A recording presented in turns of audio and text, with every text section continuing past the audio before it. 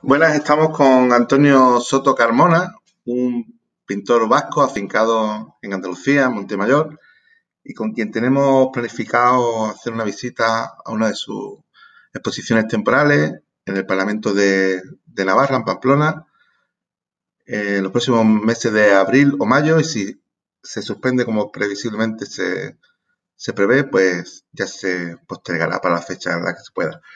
Antonio, muchas gracias por atendernos a esta entrevista. Muchas gracias, Raúl. Sí, la exposición se postergará, pero confiamos en que o a finales de año o principio del 21 podamos llevarla a cabo. Vamos a hablar sobre la exposición de los Nadies. ¿Podrías explicar cómo surge la exposición desde el punto de vista de su germen, de su idea, de cómo nace? La exposición surge a partir de un poema de Eduardo Galeano, Los Nadies, y especialmente dentro de esos versos que nos muestra el artista, hay un verso que dice que los nadies son aquellos que no tienen nombre. Quise recoger esa idea de los que no tienen nombre y nombrarlos. Los nadies son aquellos que atraviesan diferentes problemáticas sociales, diferentes luchas, diferentes indiferencias o ignorancias, y que reciben a través de esta exposición un nombre. Ellos se presentan al espectador con un nombre y nos plantean su problemática, su vida.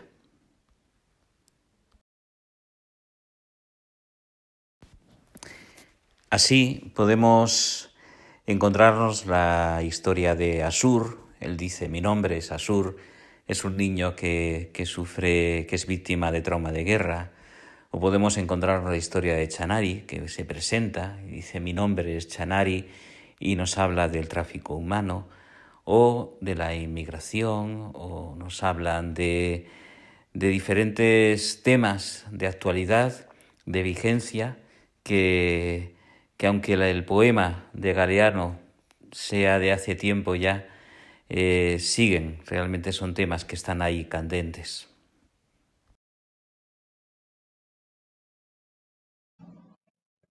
Bien, desde un punto de vista descriptivo, ¿qué es lo que se encuentra un visitante en la exposición?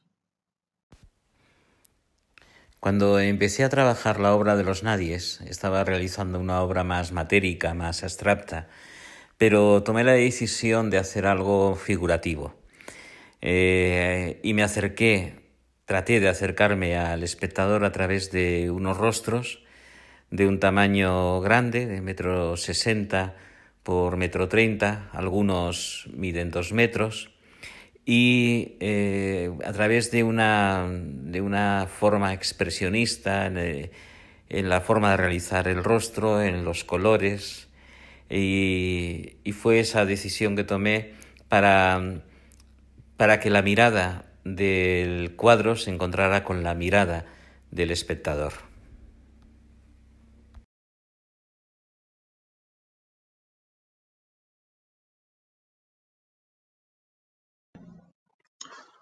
Acompañando a los cuadros, eh, además de asignarle nombre, como ya has explicado, eh, podemos encontrar algún texto explicativo que explique el contexto de donde procede esa persona o su casuística. Hay algunos poemas que acompañan a alguno de los cuadros, pero principalmente lo que yo quise es poder presentarla de manera personal. Es una exposición itinerante, es una exposición no comercial, y lo que ofrezco a las entidades a las que me dirijo para hacer la exposición es que cuenten con mi presencia para hacer esas visitas guiadas a los grupos que pueden ser desde alumnos de primaria, alumnos de secundaria, universitaria.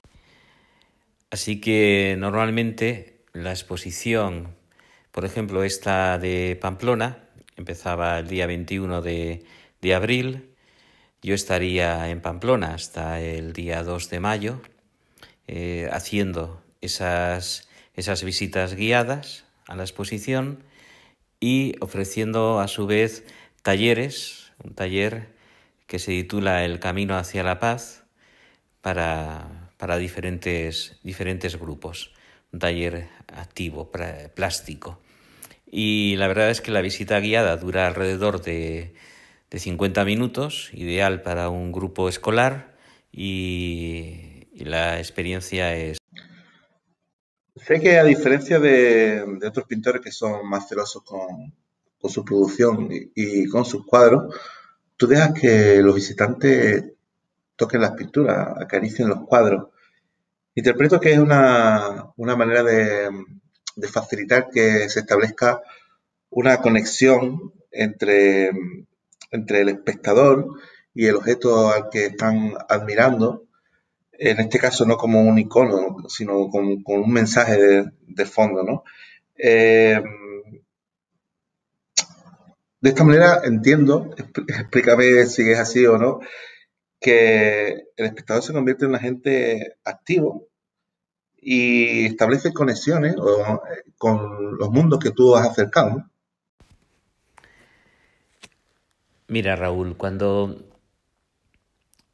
yo leí el poema de Galeano, decidí no responder a su poema a través de otra poesía, otro texto. Me encanta la poesía, pero no me considero un poeta. Soy pintor y entonces quise reaccionar a esas palabras a través de la pintura, del trabajo plástico. Y cuando estaba mirando algunos de los rostros que me miraban a mí, pensé cómo puede interactuar el espectador, qué puede hacer ese espectador. Y ahí surgió el poder tocar la obra. A ver, no es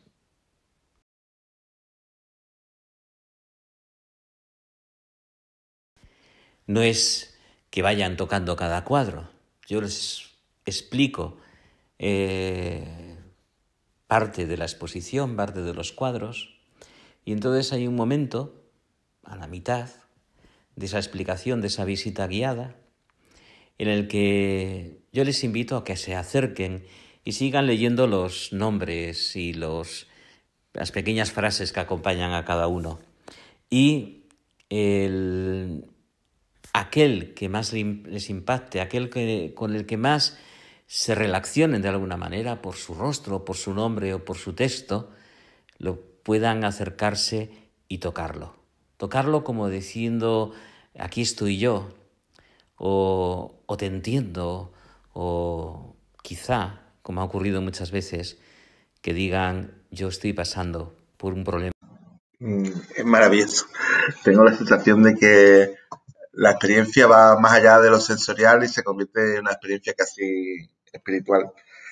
Hablabas antes de lo abstracto y lo figurativo y me llamaba la atención porque además era una de las preguntas que tenía preparada para hacerte. Eh, Resulta que estos personajes o estas personas que tú nos desvelas en la exposición no han posado ante ti. Interpreto que las has tenido que imaginar, ¿no? Entonces nos estás trasladando una realidad que ha tenido que ser inventada o imaginada o pensada desde ti, ¿no? Y se convierte en un proyecto de una fuerte crítica social, ¿no? Y de sensibilización. Y contradictoriamente a lo que pudiera parecer, lo haces a través de unos retratos. La obra de los nadies son retratos de situaciones, no son retratos de esas personas en concreto, aunque alguno sí se acerca a ese retrato. También son imágenes que yo he ido entresacando de diferentes imágenes que he ido encontrando y reconociendo. Y lo que he buscado a través de la textura, a través del color, a través de la fuerza de la mirada, a través de la sonrisa o la no sonrisa, es comunicar lo que están viviendo, pero lo están viviendo al contrario, vienen desde la dignidad como ser humanos para trasladarnos algo que nos pueda decir realmente que todos podemos estar en algún momento abocados a ser unos nadies, a ser esos invisibles o invisibilizados. Es decir, estos retratos apelan también a nuestra conciencia, apelan a que busquemos una respuesta y cada uno tiene que hallarla. Yo no doy soluciones, yo lo planteo y les digo y os digo que mi respuesta fue a través de la pintura, a través de esta obra. La respuesta de cada uno tendrá que elegirla o la no respuesta. Así que yo lo dejo ahí y hay algo mágico, de verdad, algo mágico, algo, tú lo has dicho, algo espiritual.